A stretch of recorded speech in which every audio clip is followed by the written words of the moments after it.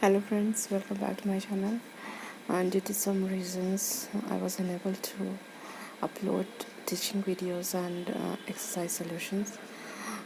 So now I'm back, and in this video, I'm going to present the answer of all the activities and answer of questionnaire of module 4. Let's see the solution of questionnaire and activities.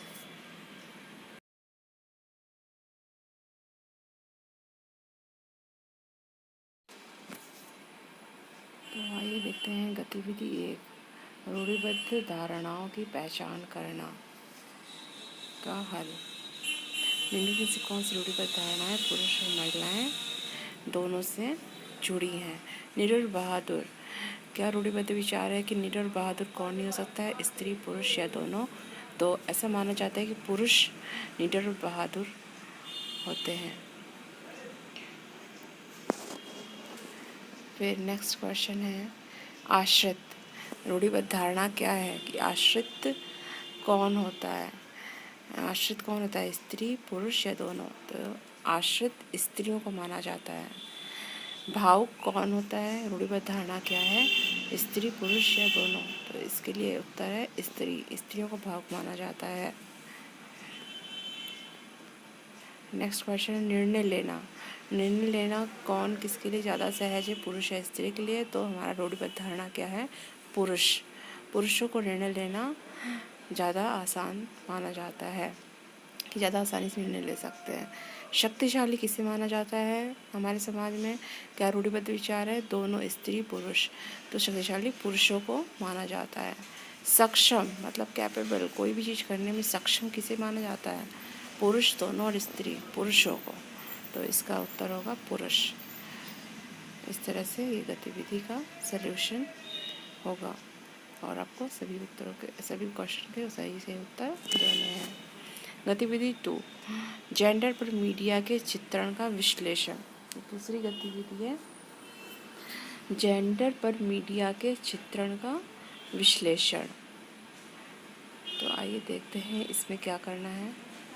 एक ऐसे विज्ञापन के बारे में सोचें जो gender संबंधी रूढ़ियों को मजबूत करता है और एक अन्य विज्ञापन जो जेंडर के अनुकूल है। आप विज्ञापन वीडियो के लिंक को कॉपी और पेस्ट कर सकते हैं। चिंतन के लिए कुछ समय लें और कमेंट बॉक्स में अपनी टिप्पणी दर्ज करें। तो इसमें हमें क्या करना है? एक ऐसे विज्ञापन के बारे में सोचना है जिसमें जो जेंडर संबंधी रूढ़ियों को मजबूती प्रदान करता है और जो एक दूसरा विज्ञापन जो जेंडर के अनुकूल है। इन दोनों के बारे में चिंतन करना है और अपना कमेंट, अपना उत्तर, अपनी प्रतिक्रिया, ये जो लिंक दिया है इस लिंक को आप कॉपी करेंगे और ब्राउज़र खोलेंगे, उस पर ये कॉपी करके लिखेंगे या कॉपी कर लेंगे। फिर इसको ओपन करेंगे।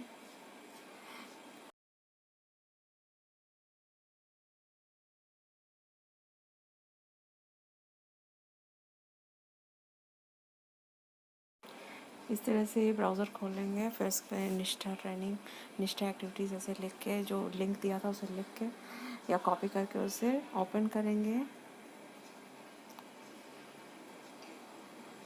निष्ठा एक्टिविटीज़ blogspot.com/2020/4-2 HTML ऐसे लिख के इसे ओपन करेंगे। ओपन करने के बाद ये पेज खुलेगा, खुल के आएगा और इसमें वो गतिविधि 2, गतिविधि 4। देखिए गतिविधि 4 और गतिविधि 2 दोनों को नए जेंडर पर मीडिया के चित्रण का विश्लेषण, और गतिविधि 4 है सामाजिक मानदंड और व्यवहार का। तो अगर आपको गतिविधि 2 में आपको प्रतिक्रिया देनी है तो गतिविधि 2 खोलेंगे। गतिविधि 4 में प्रतिक्रिया देनी है, अपनी कमेंट लिखना है तो गतिविधि 4 खोलेंगे। और सबसे ये सब देखिए जो कमेंट्स जिन्होंने अपने लिखे हैं, अपनी प्रतिक्रिया दी है, उन लोगों का यहाँ कमेंट दिखाया जा रहा है। जिसे आपको गतिविधि 4 का पर प्रतिक्रिया देनी है अपनी, तो सबसे नीचे स्क्रॉल करके जाएंगे वहाँ पे ऑप्शन होगा एंटर योर कमेंट। यहाँ पे ये ऑप्शन दिख रहा होगा एंटर योर कमेंट, उस पर क्लिक करेंगे। फिर वहाँ पे आप अपना एंटर कमेंट करके अपनी प्रतिक्रिया लिखेंगे। उसके बाद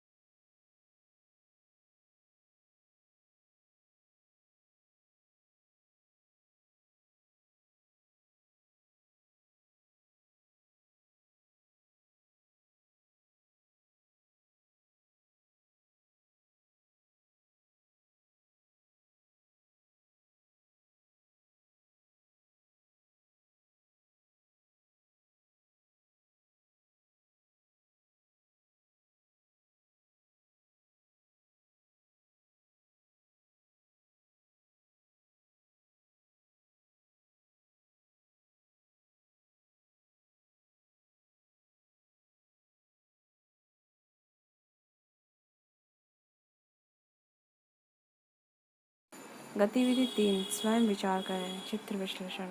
तो ये जो चित्र इसमें बना है, इसको देख के इसका विश्लेषण करना है।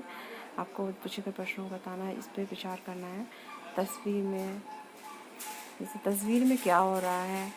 स्कूल के कार्यक्रमों के दौरान लड़कियों को फूल देने की जिम्मेदारी क्यों दी जाती है। अपने स्कूल या स्कूल के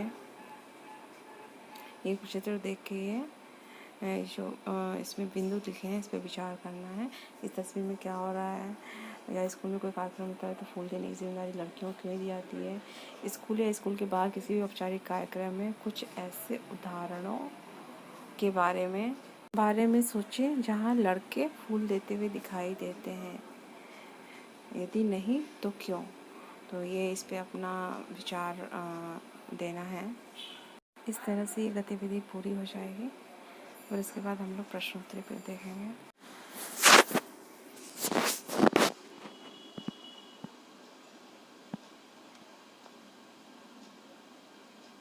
निम्नलिखित में से कौन सा कथन लड़कों पुरुषों के बारे में एक जेंडर स्टीरियोटाइप नहीं है। लड़के पुरुष बेहतर चालाक होते हैं। लड़के या पुरुष बच्चे पैदा करने के साथ साथ खाना भी बना सकते हैं। लड़कों या पुरुषों को रोना नहीं चाहिए। लड़का पुरुष परिवार के पालन करता है। जेंडर स्टीरियोटाइप नहीं है, मतलब कि क्या रूढ़िबद्ध विचार नहीं है। तो ये चालाक होते हैं, ये भी स्टीरियोटाइप है। पुरुषों को रोना नहीं चाहिए, ये भी स्टीरियोटाइप है। पुरुष परिवार का पालन करता है, ये भी है। लड़के पुरुष बच्चे पैदा करने के साथ खाना भी बना सकते हैं, स्टीरियोटाइप नहीं है। निम्नलिखित में से कौन सा वाक्य सही है। लड़के और लड़कियों के साथ बराबरी का व्यवहार किया जाना चाहिए। लड़के लड़कियों से अधिक मेहनती होते हैं। लड़कियों को स्कूल नहीं भेजा जाना चाहिए, वह शादी के लिए बनी है। महिलाओं का स्थान घर है। तो इसका क्या सही उत्तर है, लड़के और लड़कियों के साथ बराबरी का व्यवहार किया जाना चाहिए। निम्नलिखित में से कौन सा कथन लड़कियों महिलाओं के बारे में एक जेंडर स्टीरियोटाइप नहीं है। लड़कियों या महिलाओं के पास नेतृत्व कौशल है और वे किसी भी पेशे में उत्कृष्टता प्राप्त कर सकती हैं। लड़कियां या महिलाएं खराब निर्णय लेने वाली होती हैं। लड़कियां महिलाएं बातूनी होती हैं। लड़कियां महिलाओं को पतली और सुंदर होना चाहिए। तो ये नीचों के तीनों स्टीरियोटाइप हैं, क्योंकि लोग सोचते हैं कि महिलाएं अच्छा सही निर्णय ले सकती हैं। लड़कियां महिलाएं बातूनी होती हैं और महिलाओं को पतली या सुंदर होना चाहिए। तो कौन सा स्टीरियोटाइप नहीं है, लड़कियां या महिलाओं के पास नेतृत्व कौशल है और वे किसी भी पेशे में उत्कृष्टता प्राप्त कर सकती हैं। क्या ये कथन सही है, राजनीति में सत्ता और अधिकार के पदों को संभालने में पुरुषों की तुलना में महिलाएं कम सक्षम हैं। हाँ, महिलाएं घर के काम करने के लिए अधिक अनुकूल हैं। हाँ, वे भावनात्मक रूप से कमज़ोर हैं और निर्णय लेने में सक्षम नहीं हैं। हाँ, महिलाओं को जैविक रूप से कमज़ोर यौन माना जाता है। नहीं, वे सत्ता और अधिकार के पदों को संभालने में पुरुषों की तरह ही संभव सक्षम है। क्या यह कथन सही है, राजनीति में सत्ता अधिकार के पदों को संभालने में पुरुषों की तुलना में नहीं, वे सत्ता और अधिकार के पदों संभालने में पुरुषों की तरह ही सक्षम है। इसका सही उत्तर होगा। निम्नलिखित में से कौन सा गुण लड़कों और लड़के दोनों के लिए सही है। सभी, भावुक, मेहनती, स्वतंत्र। तो लड़के और लड़कियां दोनों ही भावुक हो सकते हैं, मेहनती हो सकते हैं, स्वतंत्र हो सकते हैं। तो सभी इसका उत्तर होगा। पुरुषत्व और स्त्रीत्व को संदर्भित करता है जेंडर। लिंग भेद, यौन प्रतिशतात्मकता या जेंडर, तो इसका उत्तर होगा जेंडर। निम्नलिखित में से कौन सा कथन जेंडर मिथक नहीं है, पहचाने। लड़कों और लड़कियों के बीच जैविक अंतर उनकी संज्ञानात्मक क्षमताओं से संबंधित नहीं है। लड़के तर्कशील होते हैं, लड़कियां तर्कहीन होती हैं। लड़कियों के लिए विज्ञान और तकनीक है। मेंस्ट्रुएशन दौरान लड़कियों को रसोई में प्रवेश नहीं करना चाहिए। तो जेंडर मिथक क्या है? लड़के तर्कशील होते हैं और लड़कियां तर्कहीन होती हैं, ये भी जेंडर मिथक है। लड़कों के लिए विज्ञान और तकनीक है, ये भी एक मिथक है। मेंस्ट्रुएशन दौरान लड़कियों को रसोई में प्रवेश नहीं करना चाहिए, ये भी मिथक है। तो इसका उत्तर लड़कों और लड़कियों के बीच जैविक अंतर उनकी संज्ञानात्मक क्षमताओं से संबंधित नहीं है। निम्नलिखित में से कौन सा कार्य लिंग भेद को नहीं दर्शाता है? श्राद्धा अपने ज़्यादातर समय रसोई में खाना बनाने में बिताती है। बंटी और उसके दोस्त आमतौर पर टॉय कार और टॉय गन के साथ खेलते हैं। शेफाली पर्वतारोही बनने के लिए प्रशिक्षण ले रही है। परिवार की रोटी कमाने वाले होने के कारण रोहित अपने परिवार के लिए सभी फैसले लेते हैं। तो इसका सही उत्तर है शेफाली पर्वतारोही बनने के लिए प्रशिक्षण ले रही है। ये कार्य लिंग भेद को नहीं दर्शाता है। जेंडर और यौन के सेक्स के बीच आवश्यक अंतर क्या है? यौन एक जैविक अंतर है, जबकि जेंडर पुरुषों और महिलाओं के बीच एक सामाजिक रूप से निर्धारित अंतर है। जेंडर एक जैविक अंतर है, जबकि यौन पुरुषों और महिलाओं के बीच सामाजिक रूप से निर्धारित अंतर है। जेंडर यौन में कोई अंतर नहीं है या कोई भी नहीं। तो इसका सही उत्तर है यौन एक जैविक अंतर है, जबकि जेंडर पुरुषों और महिलाओं के बीच एक सामाजिक रूप से निर्धारित अंतर है। जेंडर के बारे में निम्नलिखित में से क्या सही नहीं है? कोई भी नहीं। जेंडर महिलाओं पुरुषों और ट्रांसजेंडर के बीच एक सामाजिक रूप से निर्मित अंतर है। जेंडर संबंध समय के साथ और लोगों के विभिन्न समूहों के बीच भिन्न होते हैं। जेंडर पुरुषों महिलाओं और ट्रांसजेंडर के बीच जैविक अंतर को दर्शाता है। जेंडर महिलाओं पुरुषों और ट्रांसजेंडर के बीच जैविक अंतर को दर्शाता है। तो इस तरह से इस प्रश्न 3 में आप यदि सही पूरा 10 क्वेश्चन के सही आंसर देंगे तो 10 में से 10 आपको स्कोर होगा। इसके बाद आपको नेक्स्ट करके यूपी सपोर्ट टेस्ट होगा। तो इस तरह से आपकी ट्रेनिंग कंप्लीट हो जाएगी और आपके ये लर्निंग पासबुक पे आपको पूरे मार्क्स मिलेंगे।